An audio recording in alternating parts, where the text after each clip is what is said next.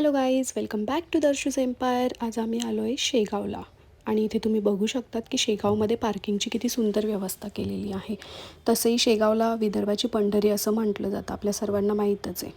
इथे एकावेळी हजारोंनी गाड्या लावल्या जातात, गाड्या पार्क केल्या जातात आणि त्या पण निःशुल्कपणे, कुठल्याही प्रकारचं शुल्क घेतलं जात नाही.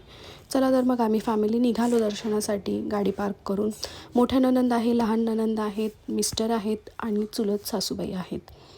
इथे सुरू होतं आमचं बोलणं की सासूबाईंना फार कन्व्हिन्स करावं लागलं की ड्रेस घाला म्हणून. तेव्हा कुठे त्यांनी ड्रेस घातला आहे आणि आम्ही निघालो दर्शनासाठी. शेगावमध्ये एंट्री केल्यानंतर मंदिराकडे जाण्यासाठी असे जागोजागी बोर्ड लिहिलेले असतात, जेणेकरून नवीन भाविकांना त्रास होत नाही. तिथे अनेक लहान मुलं, मोठी माणसं उभे राहतात आपल्याला टीका लावून देण्यासाठी आणि साधारण 5 ते 10 रुपयामध्ये ते आपल्याला टीका लावून देतात. मंदिराकडे जाण्याचा जो मार्ग आहे तिथे त्या मार्गामध्ये अनेक ठिकाणी दुकानं आहेत. काही खेळण्याची दुकानं आहेत, खाण्याची दुकानं आहेत, पेढ्यांची दुकानं आहेत. आणि शेगावला आलं की एक आमचं फिक्स असतं की आम्ही गजरा घेतो आणि गजरा लावतोच. शेगाव म्हटलं की कंदी पेढा आलाच, कारण तो फार प्रसिद्ध आहे आणि आम्ही तो नेहमी नेतो आणि आम्ही जातानाही तो नेणार आहे. आपण आता फायनली एंट्री केली आहे श्रींच्या मंदिराकडे जायला. हा आहे एंट्रन्स आणि आपण घुसलो आहे मंदिरात. इथे ज्या आपण बोर्डमधून गेलेलो आहे ते सिक्युरिटीसाठी आहे. हा जो बोर्ड आहे, इथून आपल्या हातात जर बॅग वगैरे असेल तर ती चेक केली जाते आणि मग आपल्याला आतमध्ये एंट्री दिली जाते. आता आपण फायनली मंदिराकडे जाण्यासाठी आलेलो आहे.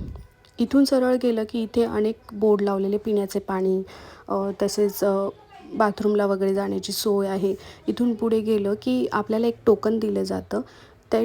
ते टोकन आपल्याला देतात आणि आपल्या चपला त्या ठेवून घेतात आणि आपण दर्शन झालं की आपण ते टोकन त्यांना पुन्हा द्यायचं आणि ते आपल्याला आपल्या चपला पुन्हा देतात. तसेच इथे पाणी धुण्यासाठी पण पाण्याची व्यवस्था आहे. हातपाय धुवून मग दर्शनासाठी जावं लागतं. इथे श्रींचे समाधी दर्शनाकडे जाण्याचा मार्ग लिहिलेला आहे. इथून आपल्याला सरळ वरती चढायचं आहे आणि समाधीच्या दर्शनाकडे वळायचं आहे. तुम्ही इथे बघू शकता व्हिडिओमध्ये की किती स्वच्छता आहे.